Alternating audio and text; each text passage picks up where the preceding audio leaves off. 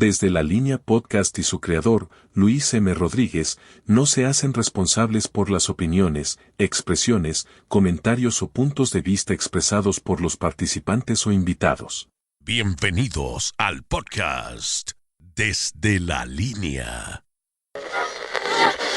Desde la línea podcast te estoy cantando. Desde la línea podcast improvisando. Le doy las gracias todito a todos mis hermanos por estos años que yo a los niños he dedicado. Desde la línea podcast, desde la línea podcast. ¡Mira, wow! Dímelo, corillo, que es la que hay. Saludos y bienvenidos a Desde la Línea Podcast. Esta semana vamos a tener un doble episodio. En la primera parte hablarle un poco lo que pasó esta semana en el deporte. Y en la segunda vamos a tener un 1-para-1 con nada más y nada menos que la medallista de bronce centroamericana Paola Vázquez en 100 metros con vallas. Vamos a arrancar esto. Una de las noticias que esta semana, ¿verdad?, impactó a todo el mundo fue la muerte de Pritchard Colón. Es una muerte que nadie se esperaba. Y en verdad es que para la gente que quizás no tiene idea de quién es Pritchard Colón, nació el 19 de septiembre del 1992. Su carrera cambió para siempre cuando en octubre del 2015, tras su pelea contra Terrell Williams, cuando sufrió una grave lesión cerebral, permaneció 221 días en coma y desde entonces se enfrentó a un largo proceso de rehabilitación acompañado principalmente de su madre. En verdad que Pritchard se convirtió, creo que, en ese guerrero que todo el mundo quería verse levantar. Y es un man que, mano, yo creo que luchó con toda su vida. Tuvo la pelea más difícil de su vida, de tratar de, ¿verdad?, de rehabilitarse y tratar de ser lo que era antes. Y obviamente, pues, no pudo ser posible. Y yo creo que, mano, eso fue como un balde de agua fría. Creo que nadie en el mundo se esperaba que de momento una mañana tú te levantaras y vieras en las noticias, dicho por su mamá, que Pritchard Colón se mudó para otro barrio, como dice Rubén Blades. Y en verdad es algo triste porque es algo que parece que se va a quedar impune. Se ha hablado por ahí, ¿verdad?, de que hay una demanda de 17 millones, creo que desde el 2017, o de 50 millones, creo, en el 2017, pero no ha pasado nada con eso. Si pudiéramos sacar a unos responsables, creo que los responsables principales deberían ser los doctores de esa noche, el árbitro y, creo que el árbitro y los doctores son los realmente culpables de esa situación. Y, mano, lastimosamente fue aquí en Virginia, el estado donde yo vivo, y los otros días pasé por allí y me dio un escalofrío. Obviamente para quizás una persona normal no es un sitio más, pero para una persona que sabe algo, sabe que en ese sitio le cambió la vida para siempre por un irresponsable que dio golpes de conejo cuando estamos claros que no son legales, y un árbitro que no hizo nada y un autor que no hizo nada. Esa noche allí, en ese sitio, le cambió la vida a un joven prospecto para siempre, porque Pritchard Colón iba a ser un gran deportista, un gran boxeador, como dijo Bad Bunny en la carta que le dedicó en un diario local de Puerto Rico, que, mano, que él lo sabía, que Pritchard Colón iba a ser grande. Pritchard Colón estaba destinado a ser una leyenda del boxeo en Puerto Rico, pero lastimosamente un tipo de apellido Terrell Williams decidió, porque sí, con esos puños de conejo, él decidió que le iba a cambiar la vida para siempre a un prospecto. O sea, y en verdad triste por Pritchard, mis condolencias para toda su familia. Y, mano, en verdad esperemos que todos los organismos aprendan de esto, aunque ellos hicieron una ley Pritchard Colón, pero es como yo dije el otro día en una conversación privada. Todo el mundo que sabe un poquito de boxeo sabe, o de deporte sabe, que los puños de conejo son ilegales. ¿Cómo es posible que tuviste que esperar que una persona le pasara esto para crear una ley para que ahora fuera ilegal? No se supone que algo como eso fuera ilegal toda la vida, como los puños bajos, como abrazarse tanto, como morder, etcétera, o dar patadas o golpes o codos. Eso es ilegal, ¿verdad? En el boxeo. Pues también, y de igual de ilegal y igual de importante, tenía que haber sido que los puños de conejo fueran ilegales. Y pienso que es algo que espero que en el futuro arreglen, de que haya cero tolerancia para esto. Pum, un primer puño, punto descontado, de una. Segundo puño, ¡pam!, descalificado, se acabó. Se acabó. Es más, yo no esperaría ni el segundo puño, el primero, descalificarlo y ya, porque se supone que no es un movimiento natural, se supone que esto no pase. Pero lastimosamente, RIP Pritchard Colón, feliz viaje al otro barrio, campeón, y gracias por, ¿verdad?, demostrarnos que al final del día, mano, cuando uno quiere luchar, lo intenta hasta lo último y no se rinde como lo hiciste tú, que decidiste no rendirte, decidiste luchar hasta donde pues, la vida te dio. Así que gracias, campeón, y feliz viaje para otro barrio. Vamos a hablar un poco de lo que pasó esta semana en la MLS, y es que, gente, el primero de grupo de la conferencia del Este le dio en la cara al Inter Miami, le terminó ganándole 4-1. Y es que, mano, Messi desde que viró de lo de su papá no ha sido el mismo, no se ve con ganas de jugar, no se ve jugando bien. Y mucha gente cree que la muerte del papá de Messi puede ser que adelante el retiro de Messi. Si a Messi le quedan 3 años de juego, quizás se lo retire y se lo cambia a 1. Y es que no se ve bien, inclusive lo que fue la League Cup también. Terminaron cayendo eliminados 2-3 por el Club León. Cuando Club León en su liga local, Club León es un equipo de media tabla abajo. Es la verdad el caso, o sea, imagínate, Club León en la clasificación de la Liga MX está número 10 con 17 puntos, imagínate. 10 de 13. Para que tengas una idea con quién terminó cayendo el Inter Miami, con Club León. Yo le puse media tabla. Este club es un club de tabla abajo, o sea, de último. Así que en verdad triste por eso. Otra cosa también quería hablar, y es que muere Tommy John. Y quizás tú puedes decir Tommy John, quizás lo relaciones con una cirugía, y es que sí. Murió el legendario lanzador de las Grandes Ligas con 83 años en su hogar en Bradenton, Florida. Su legado, 26 temporadas en la MLB desde el 63 hasta el 89 con 288 victorias y 2.245 ponches, 4 veces All-Stars, y jugó para los Dodgers, Yankees y White Sox. En el 74 se sometió a una cirugía experimental de ligamento cubital realizada por el doctor Frank Joe. Fue el primer lanzador en regresar exitosamente al MLB, y su operación pasó a conocerse como la Tommy John Surgery, poniendo a miles de atletas que regresen a competir. Su impacto trascendió el béisbol, su valentía abrió el camino para nuevas generaciones.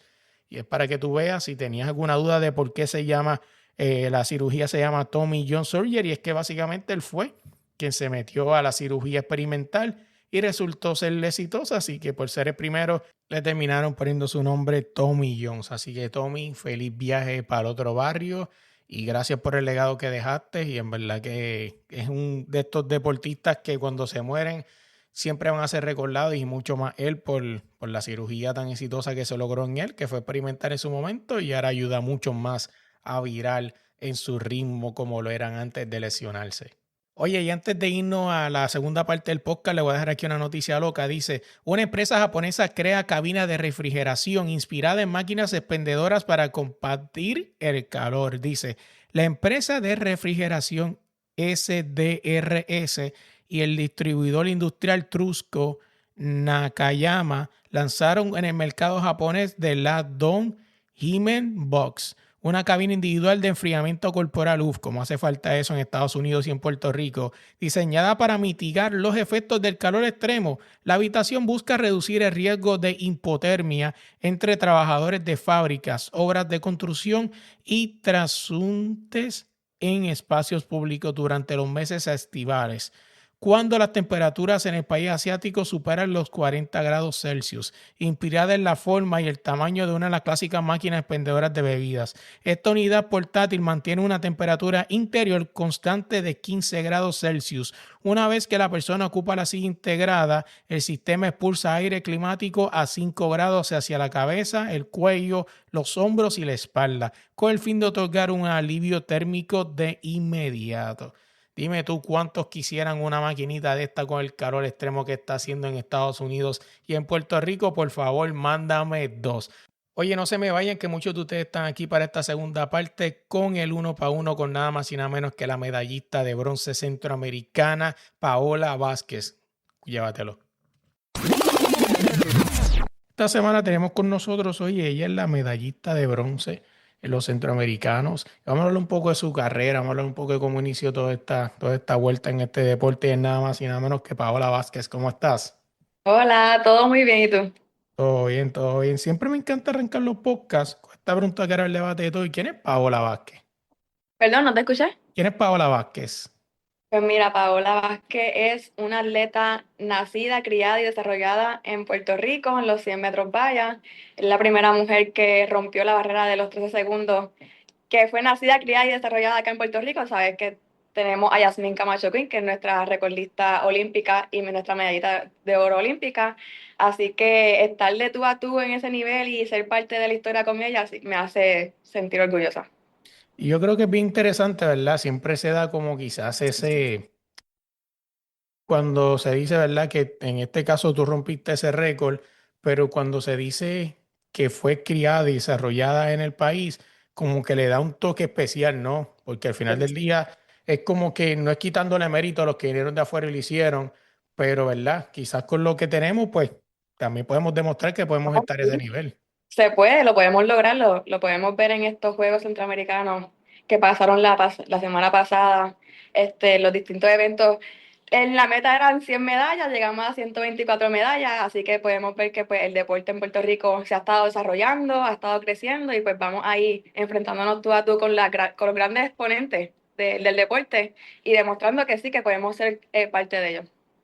Aquí me vas a corregir, ¿verdad? Un poco de la ignorancia. Realmente, pues lo que me llama mucho la atención de tenerte aquí es que voy conociendo otros deportes, porque en verdad, sinceramente, el atletismo no es algo que he cubierto antes y quizás por eso vienen algunas preguntas un poco tontas.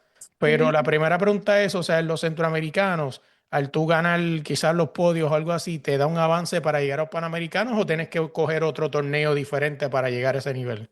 Pues mira, hay diferentes maneras de clasificar al Panamericano. Está por ranking, que es por marca, y pues claramente también tenemos las marcas mínimas que coloca el Comité Olímpico de Puerto Rico para poder llegar a ese Panamericano. También este año en diferentes campeonatos, como el Panamericano de Atletismo, en nuestro caso, el que ganara pues tenía pase directo.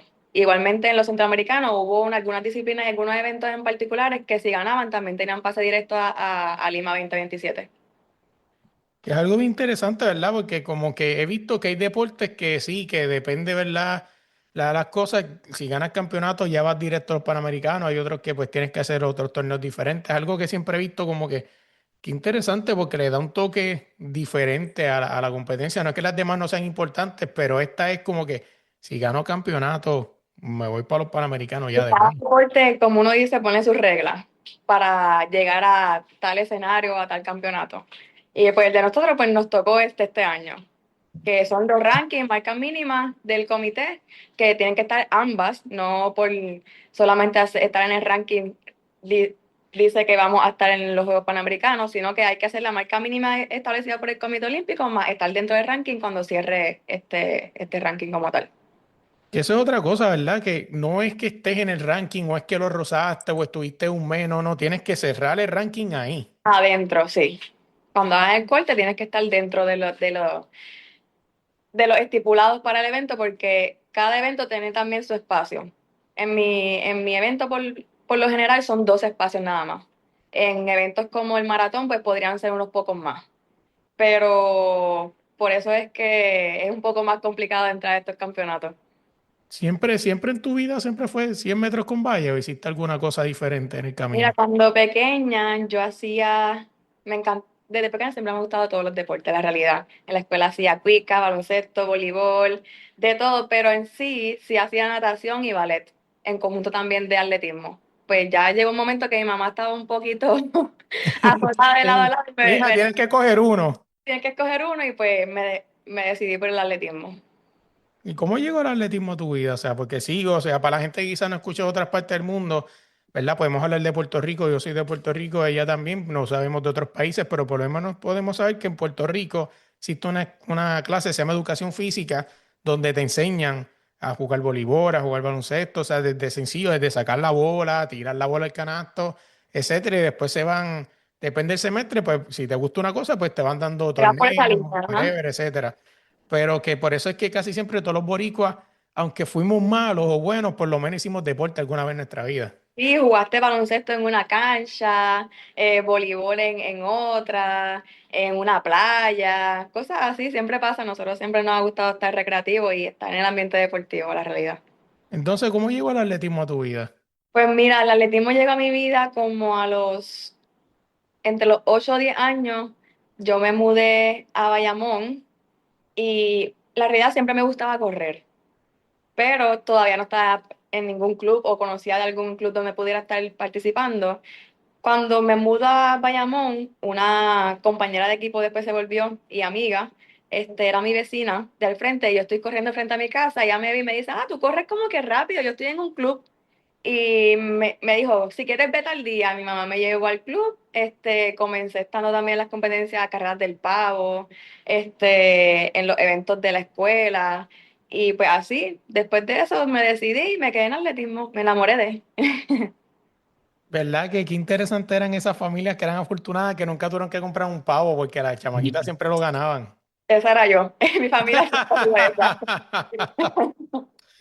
Entonces, que empiezas a correr, pero ¿cuándo es que descubres que correr hay otras cosas diferentes? Porque pues, el atletismo tiene muchas cosas diferentes. Puedes hacer atletismo por relevo, puedes hacerlo en valla, puedes hacerlo flat. O sea, ¿cómo descubriste los diferentes atletismos y cuándo decidiste escoger uno de ellos? Hay un refrán que dice que el atletismo te escoge a ti o tú escoges el atletismo. En mi caso, yo escogí el atletismo y yo escogí hacer vallas. Cuando yo entré al club, lo primero que yo vi fue a una muchacha, en ese caso se llamaba Lizzy Vázquez, pasando una valla y yo le dije al entrenador como que, ¿qué es eso? Y él, todavía eres muy pequeña para hacer eso. Y yo, pero yo quiero hacer eso.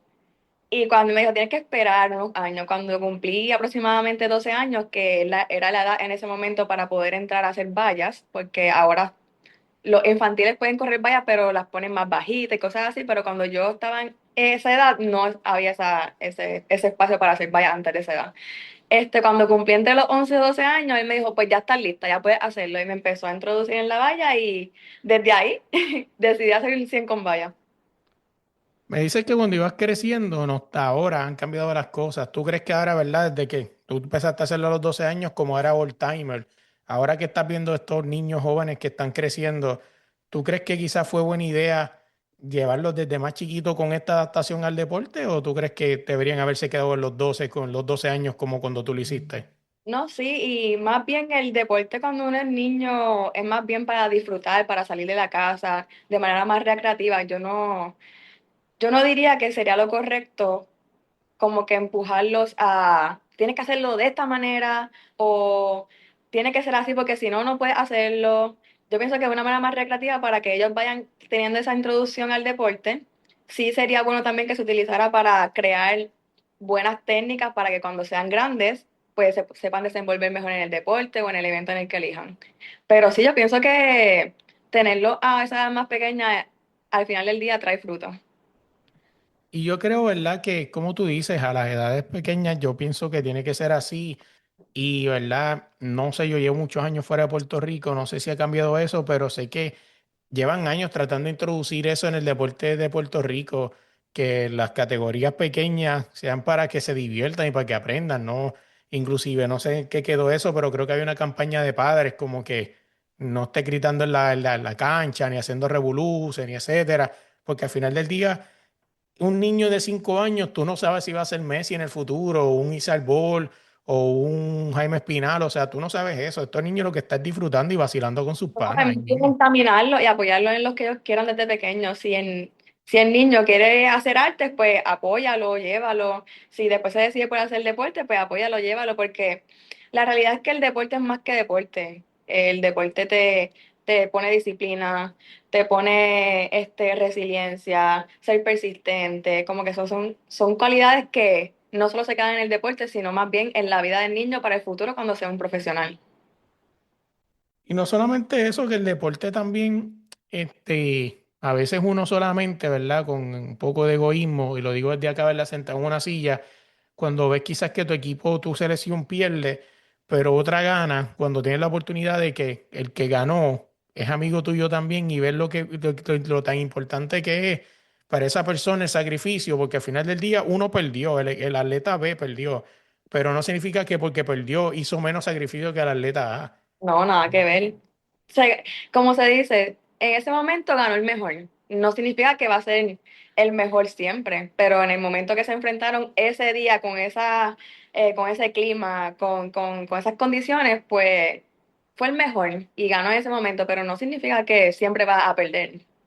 No, así es. Y te digo, te pongo el ejemplo de que estaba viendo el equipo de 3x3 de baloncesto masculino que fue a la final Puerto Rico y Dominicana. Obviamente, pues iba a Puerto Rico.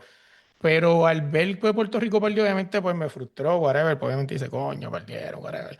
Pero cuando ves que también uno de mis amigos está en Dominicana y ves que esa medalla de oro fue tan importante para ellos, los llevaron a los foques, a todos los medios. O sea, estaban día a día, diferentes medios, hablando del deporte, hablando, tú dices, pues quizá a lo mejor el mejor fueron ellos esa noche, pero mira, o sea, no Mm, es que uno sea más malo que el otro, pero mira qué tan importante fue esa medalla en ese momento para esta gente, como les cambió la exacto. vida, como ahora la Ujú. gente los conoce. Y esas son historias que también es parte del deporte. Sí, definitivo. Hay que mirar y aprender. Así mismo, ¿eh? Quiero llevarte a que me hables un poco, ¿verdad? Yo sé que obviamente, yo sé que muchos de ustedes, los deportistas, cuando están ahí en esa línea de salida, está esperando ese tiro o lo que sea para iniciar. Quizás están pensando otras cosas, quizás se van en blanco, etcétera. Pero me puedes llevar a mí y a los que están escuchando el podcast por esos segundos, si puedes. Pues mira, eso viene mucho antes de estar en la línea, como uno dice. Uno, los días antes de competir, uno lo que piensa es, no quiero fallar, voy a poder lograrlo, me va a salir, no me va a salir, ¿qué voy a hacer? Como que son muchas interrogantes, pero al final del día uno sabe siempre cuál fue el sacrificio que uno hizo, cuál fue el trabajo que uno hizo, y el dar el 100% siempre es lo que te va a llevar al resultado que llegue, realmente. Después que tú estés satisfecho con el resultado con que diste todo para llegar a ese momento y pues salió lo que salió en ese momento, pues estar tranquilo con que tuviste tu 100%. Pero más bien, ahora hablando de cuando estoy ya en la línea, en la línea tú sientes muchas emociones, tú obviamente con mucha ayuda también de los de psicólogos deportivos, de la práctica, pues uno sabe manejarlo mucho mejor y más frente a cámara, que a veces nos graban y nosotros nos vemos como que bien serios, bien enfocados y la realidad es que por dentro tenemos un mar corriendo de emociones. Este, uno, en mi caso, no voy a decir que este es el caso de todo el mundo, Ujú. pero en mi caso, yo siento mucha ansiedad por saber qué va a pasar. Como que ya quiero correr porque quiero saber qué voy a hacer, ¿entiendes? Cuando estoy ahí para ya estar en la línea, pues yo intento mentalizarme en lo que tengo que hacer en la carrera, en mi caso reaccionar, correr duro a la valla uno, bajarme rápido de la valla uno, quedarme frente, que son aspectos más técnicos para poder ejecutar la carrera bien y poder desenfocarte de lo que son los pensamientos negativos que te vayan a traer malos resultados. Y, Y no, dime. y pues nada, eso es lo que yo siento. Obviamente cuando estás en esa línea, después que sale el disparo, uno no, todas esas emociones que uno sentía antes de salir, pues se van, desaparecen hasta que uno llega a la meta que sabe lo que hizo.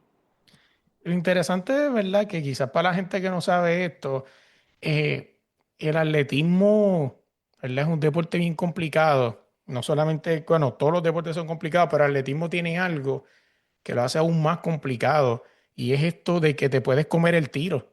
O sea, y quedarte descalificado, que es algo que lo hace más difícil todavía porque en un momento de desconcentración un segundo que ejecutaste mal o un momento de desconcentración puede acabar todos los sacrificios que hiciste por meses. Y las falsas salidas son nuestro némesis, como uno dice. Es algo que, fíjate, es algo que, y aquí te pregunto, otra pregunta ignorante del deporte, pero es algo que siempre ha existido, o sea, es algo que se ha hablado, si en el futuro lo van a quitar o algo así, porque Mira, anteriormente tú tenías permitido hacer, si no me equivoco, dos falsas salidas. si no, que tú sabes que siempre en los comentarios, siempre hay alguien que lo busca en Google y dice, yo lo sé, pues ponlo en los comentarios entonces, sí. Dos falsas salidas. Antes, y eso lo utilizaban los oponentes de uno mismo para desconcentrarte. A veces permitían hacer una falsa salida y daban una carta amarilla que la pasan por el frente de todos los atletas y como que dicen, esta un aviso. La próxima que pase, pues se descalifica a la persona. Pero muchas veces también se utilizaba, como te dije, los oponentes de uno para desconcentrarte, porque te saca de tu foco, es la realidad, te saca de tu foco y maybe en ese momento tú estabas ya full metido en la competencia y como ocurrió esto, se te fue todo el pensamiento.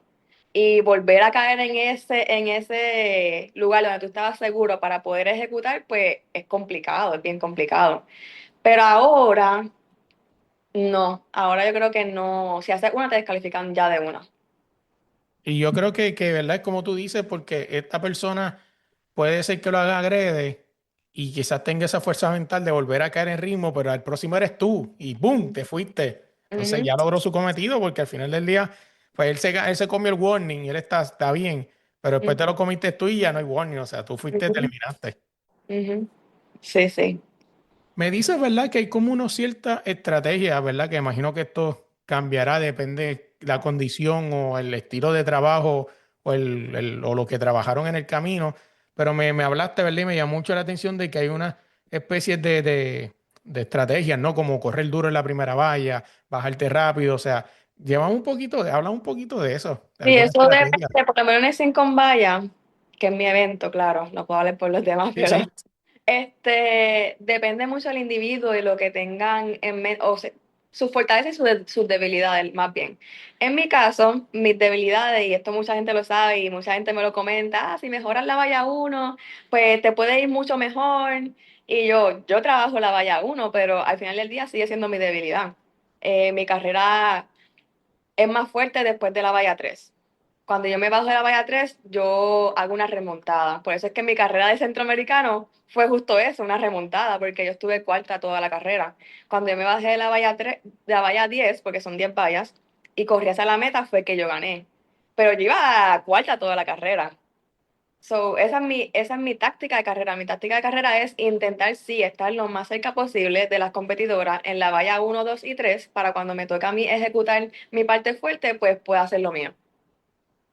Sí, la gente siempre va a decirte, no, si mejora la valla uno, pero caballo, o sea, tú crees que es fácil, o sea, tú crees que que si en mi carrera perfecta yo pudiera no tener una debilidad, tú crees que yo pudiera tenerla, quisiera no tenerla y Ujú, arrancar claro. fuerte, pero Y obviamente como tú ojo, dices, la he mejorado, pero obviamente al ojo público siempre va a ser como que me veo atrás. Pero ujú, pues, mi debilidad, ¿qué voy a hacer? Lo trabajo, claro, lo trabajo, pero cada individuo tiene su carrera y hay mujeres que salen, como en el caso de la competidora que ya llegó cuarta, que era la panameña, ella salió seis vallas a matar.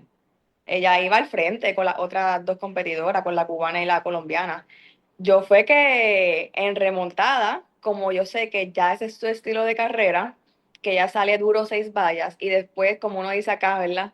Se muere, sí, no sí, llega muy bien hasta la meta, yo sabía que yo tenía la oportunidad. Yo también es que yo no la veía mucho porque yo estaba en el carril 3 y ella estaba en el carril 6. Entonces teníamos tres carriles de por medio que me impedía poder verla mejor y saber cuándo darte el cambio o cuándo esperar un poquito más, porque no lograba ver muy bien. Pero cuando yo llegué a la meta, yo pensaba que yo había llegado cuarta. Después, pues eso fue mi emoción también, más bien, porque cuando veo la pantalla que decía que había llegado tercera, yo decía, embuste, embuste, pero realmente llegué tercera porque yo sentí que yo había llegado cuarta. Y yo seguí esperando, viendo la pantalla, porque a veces ponen los resultados y de repente hacen un switch. Y yo decía, ah, no, lo van a cambiar ahora, yo llegué cuarta. Y yo esperando, yo me quedé esperando, esperando, esperando y seguía yo tercera. Y yo, es que embuste, no puede ser. Después cuando vi los videos y pues vi la cámara de llegada, la imagen y todo eso, pues dije, ah, no, sí, yo gané legit. So, esa fue también más bien mi emoción cuando me enteré que llegué tercera. eso iba a hablar ahora, ¿verdad? Y quiero, ya que me hablas de eso, porque sí, ese video se fue viral cuando como que no te lo creías, que si lo otro. Y ya me explicaste, ¿verdad? Que es algo súper interesante eso, porque es como que a veces uno piensa así, como que pues ya estaba ahí, o sea, sabía lo que había, pero de momento esa emoción cuando no cambia eso, en verdad ese video se fue media viral tuyo cuando de que empezaste como a llorar y a celebrar y todo eso. También venía de que el centroamericano anterior en San Salvador yo ya llego cuarta. También era mi primer centro. Yo fui a ese centro en no mi mejor condición porque yo había tenido 5 o 6 semanas antes un E15 grado 3 que me había roto dos ligamentos por completo, cuatro parciales. Entonces la recuperación de este aparatoso aparató esa lesión, pues fue también, ok, estoy aquí, voy a hacer lo que yo pueda, pero cuando llegué cuarta, obviamente yo dije, wow, estuve tan cerca de lograrlo, aún así en estas condiciones, que cuando me pasó este año dije, no puede ser que estando ready, yo haya llegado cuarta de nuevo, si llegué cuarta hace 3 años teniendo una lesión de 5 o 6 semanas. So, por eso fue que yo también como que me emocioné así de tanto y obviamente pues los sacrificios que uno hace para llegar ahí y llegar bien a ese campeonato. Yo también, las últimas 2 semanas antes del campeonato, yo decidí no ir a trabajar para estar enfocada en este campeonato. So, yo decía, no puede ser que estoy aquí porque debo ser agradecida, obviamente, de que estoy aquí y pude competir. Hay personas que no tienen la oportunidad, pero llegué cuarta de nuevo. Y cuando pues, vi que llegué tercera, pues por eso fue mi emoción. Antes de hablar de eso un momento, ¿verdad? O sea que es un poco más de tu vida personal, si lo quieres hablar lo podemos dialogar, pero quiero hablarle un momento, echar para atrás cuando me hablas de que la cámara te pasa por al frente. Que verdad, también eso fue otro video que cogió un par de likes cuando tú hiciste como que el saludo, y es como yo digo, eso sale así natural o quizás es un momento de descarga de nerviosismo o algo así. Mira, yo lo hago como una muestra más bien de agradecimiento, porque obviamente hay muchas personas que nos están viendo, que están esperando ese momento para vernos competir y como que darle ese saludo a ellos, que ellos vean que estoy ahí también por ellos, pues por eso más bien también uno lo hace y da ese apoyo con ellos. Hay uno que creo que es Corredores Vaya también, que se va a mega viral a cada rato, que es cuando hace así, después hace no, y saluda del otro lado, que no me Ah, acuerdo, no lo he visto. si lo encuentro te lo envío, que ella creo que es Corredores Vaya también, de momento hace como que te va a saludar con la mano y hace no, y cambia y saluda con la otra. Eso se va a mega viral a cada rato. Sí, sí, sí, qué bufiado. Me hablas, ¿verdad? De eso, de los sacrificios. Obviamente, eso son cosas que a lo mejor ustedes las comparten después, ¿verdad? Como se ha ido también viral el de esta muchacha Anisbet o Lisbeth. Alisbeth Félix, sí. Ben, que también, pues, ¿verdad? Dejó su trabajo por varias semanas para prepararse a esto, tú también. Y son cosas, ¿verdad? Que uno las hace con los sacrificios y lo tiene enfocado ahí, o sea, enfocado en la meta, que obviamente son sacrificios que al final cuando vires para atrás y vuelvas a caer en tu dura realidad, pues tienes que bregar con esas consecuencias también. Sí, sí. En mi caso yo fui afortunada, cuando yo me senté a hablar con mi jefa de que quería hacer esto para poder, porque yo trabajo part-time, no soy empleada regular, así que pues obviamente pues no cobro Ujú. solamente cobro las horas que trabajo más bien. Cuando me senté a hablar con ella y le pedí su apoyo, ella estuvo dispuesta, me dijo que sí, que íbamos a hacerlo, que íbamos para encima, y me dijo que me iba a pagar esas 2 semanas que estuviera afuera, así que yo por lo menos fui afortunada de tener su apoyo también para poder enfocarme en lo que era el campeonato centroamericano. Y eso son cosas que, ¿verdad? Son ángeles que llegan a tu vida y que te respetan, no tienen que hacerlo y lo hacen porque saben que al final del día no es secreto para nadie que ser deportista en Puerto Rico, deportista de alto rendimiento en Puerto Rico, no es fácil. Y eso es de conocimiento público de todo el mundo. Ujú. Es bien complicado. No soy la única que trabaja. Ahora mismo Ujú. Lisbeth es full time. Yo pues obviamente tengo que manejarme con un part-time, con la ayuda del DRD, con el comité para poder pues enfocarme en ambas cosas sin fallarle a ninguna de las dos. Y obviamente también pues sobrevivir. Pero como yo tengo días que entreno 2 o 3 veces en el día, pues por esas razones que yo trabajo part-time. Si te fuera a preguntar, si fueras a sacar un momento importante, obviamente, me imagino que quizás la respuesta sería esta medalla de bronce, pero quitando esa medalla de bronce, o sea, hay un momento importante que atesoras en tu carrera. Wow. Son muchos, la realidad. Desde la primera vez que clasificé a un mundial, desde la primera vez que bajé de los 13 segundos, desde que mi papá esté en vivo y pues esté en la grada viéndome competir y cumplir mis sueños. Son muchas, no puedo escoger una la realidad, porque son muchos momentos lindos que he vivido en el deporte y que me ha dado el deporte, las amistades, todo eso. ¿Verdad que se siente brutal cuando tú tienes a tus padres en la grada? Tú sientes que tienes un superpoder, tú sientes que tú eres el Usain Ah, sí. Bolt, tú Sí. eres este Stephen Curry, O sea, es como que tener a esa persona, a tu papá o a tu pareja o a tus hijos, whatever lo que aplique, es como que te da un megapoder que después no puedes replicar otra vez. No, sí, definitivo. Es una bendición tenerlo realmente y poder verlo. Yo intenté, ellos no saben esto, pero yo intenté buscarlo en la grada cuando iba a competir. No lo logré, no lo logré encontrar, pero sabía que ellos estaban ahí, que estaban presentes, así que eso me daba más tranquilidad. No, así es. Y yo creo que a veces es mejor no haberlos encontrado, pues a ver si los encontraba te da más nerviosismo todavía. Sí, me desenfocaba un poquito en la realidad, sí. Si tuvieran la oportunidad de darle un consejo a esos niñitos que ahora están en el deporte, ¿verdad? A diferencia de ti que empezaste a los 12, ahora hay más niños más pequeños. Si pudieras darle quizá un consejo a esos nenes que están creciendo ahora, ¿cuál sería? Mira, que no se rindan nunca, que luchen por sus sueños, que crean en ellos. Va a haber muchas veces que la gente te va a decir, es que el deporte no te da de comer, ¿para qué vas a hacer eso? ¿Por qué haces eso? Te van a poner interrogantes. Ustedes crean en ustedes. Siempre va a haber gente en el camino que los va a ayudar, que los va a apoyar, que van a creer, como en mi caso. En mi caso, mucha gente Ujú. creyó en mí antes de yo creer en mí yo misma. Así que aprovechar esas oportunidades que te da la vida, apreciarla y continuar. Al final del día, si tú, como te dije anteriormente, si tú das tu 100% y sigues luchando por tu sueño y eres perseverante y trabajas duro, las cosas llegan. ¿Qué es lo próximo para Paola? ¿Qué viene por ahí para ella en lo que queda de año? Pues mira, yo entiendo que vamos a tener entre una o dos competencias más. Este jueves salgo a República Dominicana nuevamente. Tenemos un evento que se llama Félix Sánchez. Ya he participado varias veces de él en años anteriores. Salgo el jueves, así que estoy enfocada ahora mismo en ese evento en particular. Luego todavía no lo tenemos claro, pero estamos en busca de ver qué podemos hacer antes para poder cerrar temporada. Paola, siempre antes de terminar el podcast, me gustaría darle al invitado la oportunidad de que me haga una pregunta, un tema libre que quiera hablar, así que tú me dices qué quieres escoger. Wow, realmente no sé la realidad.